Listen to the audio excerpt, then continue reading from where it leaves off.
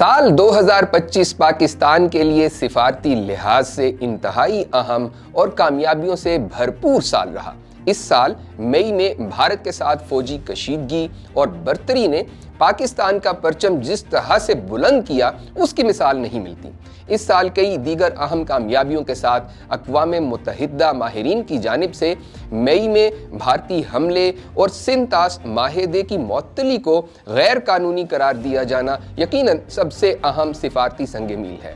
اس سال جولائی میں پاکستان کو سلامتی کونسل کی سربراہی ملی۔ وزیر اعظم شہباز شریف اور field marshal general Asim Munir کی صدر ٹرمپ سے خصوصی ملاقاتیں ہوئیں۔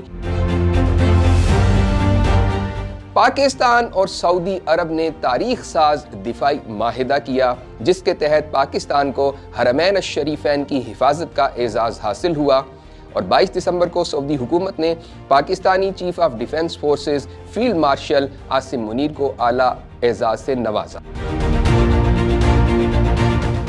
افغان سرزمین سے ہونے والی دہشت گردی پر اس سال پاکستان کے موقف کو بین الاقوامی تائید اور حمایت ملی، جبکہ غزہ میں قیام امن کی کوششوں کے لیے پاکستان کے کردار کا نہ صرف عرب دنیا بلکہ عالمی سطح پر بھی اعتراف کیا گیا۔ اسی طرح سے چین کے ساتھ پاکستان نے سی پیک 2.0 معاہدات کے تحت مشترکہ تعاون اور دوستی کی نئی بلندیوں کو چھوا۔ سال 2025 ہی وہ سال ہے جس میں ایرانی پارلیمان کے اندر تشکر پاکستان کے نعرے گونجتے سنائی دیے، جہاں ایرانی عوام نے اسرائیل کے خلاف جنگ میں پاکستان کی بھرپور حمایت پر بے مثال انداز میں اظہار تشکر کیا۔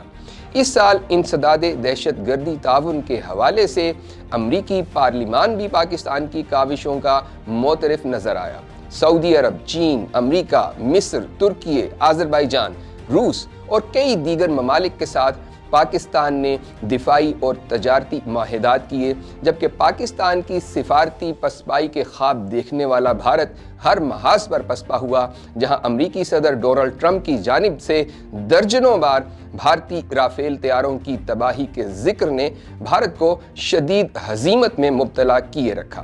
مزید خبروں اور اپڈیٹس کے لیے دیکھتے رہیے vnews.pk۔